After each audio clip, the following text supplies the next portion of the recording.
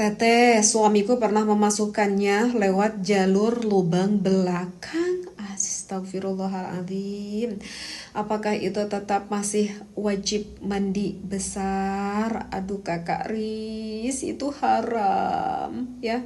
Itu dosa kakak Riz. Nanti kalau misalkan sang suaminya minta lagi kepada kakak Riz, mau dimasukkannya lewat lubang belakang, itu harus menolak ya kakak Aris, menolak secara keras gitu ya kakak Aris ya, jangan diikuti. Bahkan kalau misalkan diikuti sama kakak Aris, nanti kakak Aris ikut berdosa ya, ikut berdosa. Dan itu bukan dosa kecil loh kakak Aris kalau memasukkan lewat jalur belakang. Udah mah loh kakak Aris, kalau misalkan kita terus menerus melakukan hal itu lewat jalur belakang, nanti akan mengakibatkan datangnya penyakit, di mana penyakitnya di lubang belakang tersebut. Bukannya teteh nakut-nakuti, memang benar sesuatu yang diharamkan itu tidak akan mendatangkan kemaslahatan, tetapi akan mendatangkan kemadaratan. Jadi nanti ditolak ya. Oke, dan bertobatlah. Nah, kalau untuk urusan apakah aku masih wajib mandi? Masih wajib mandi kakak Aris meskipun lewat lubang belakang.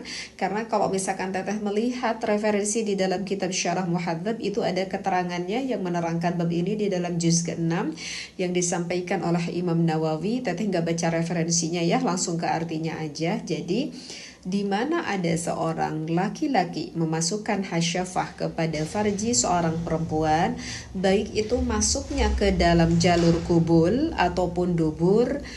Kubul itu area depan ya. Tak ada suara motor.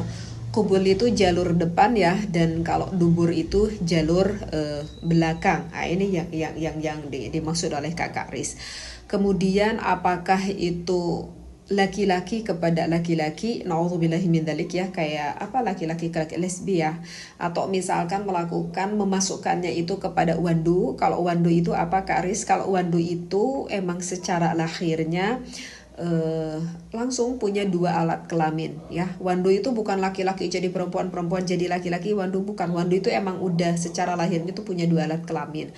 Atau misalkan melakukan hal itu kepada anak kecil. Kalau anak kecil, naudzubillah min dzalik ya, mungkin kayak yang punya kelainan seksual itu kayak suka, itu pedofil ya disebutnya. Atau misalkan apalagi ya, teteh lupa lagi pembahasan itu.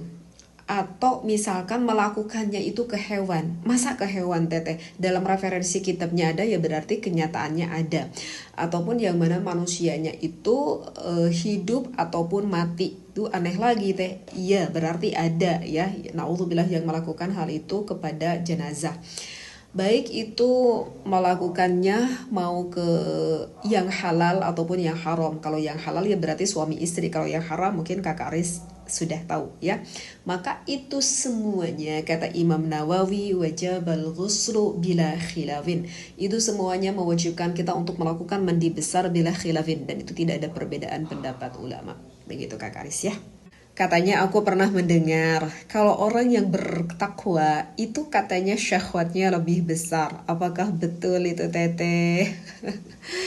Sampai juga ya pertanyaan seperti ini, sampai teteh itu cari-cari referensinya ini pertanyaan ini ya. Dan akhirnya teteh itu membaca di dalam salah satu referensi di dalam kitab Tafsir Qurtubi. Di sana itu ada penjelasan, ada pembahasan yang mengatakan kullu man kana ittaqalillah asyadda syahwatan.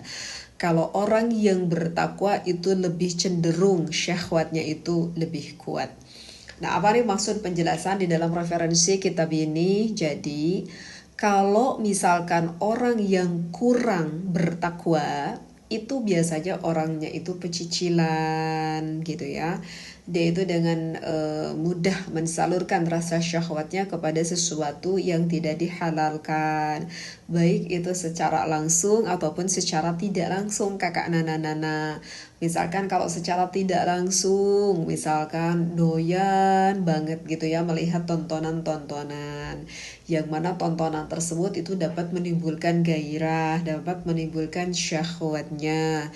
Bahkan tidak sedikit karena agak lemah imannya sehingga tidak dapat menjaga syahwatnya tersebut, sehingga mensalurkannya kepada sesuatu yang diharamkan. Na'udzubillah. Atau misalkan ya secara langsung itu misalkan dengan apa ya, dengan bersentuhan kulit gitu ya, dengan yang bukan mahram, dan persentuhan itu dapat menimbulkan gairah dan juga syahwat, ya jelas haram kan, dosa ya. Na'udzubillah min dzalik, apalagi kalau sampai terjerumus kepada suatu perzinahan. Na'udzubillah summa na'udzubillah. Nah itu kalau orang yang kurang bertakwa.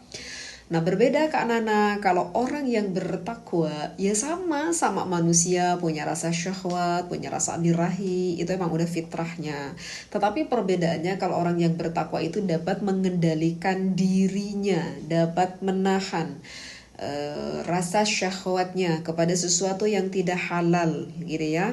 Jadi selalu dijaga pandangannya, selalu dijaga pikirannya, selalu dijaga, apalagi hatinya selalu dijaga di dalam melampiaskan rasa syahwatnya kepada sesuatu yang tidak halal. Nah, ketika rasa syahwatnya itu kan ditahan gitu ya kepada sesuatu yang haram, maka akan semakin memuncak rasa syahwatnya itu, dan itu akan disalurkanlah orang yang bertakwa tersebut kepada yang halal, yaitu mensalurkannya suami kepada sang istrinya dan sang istri mencurahkan kepada sang suaminya.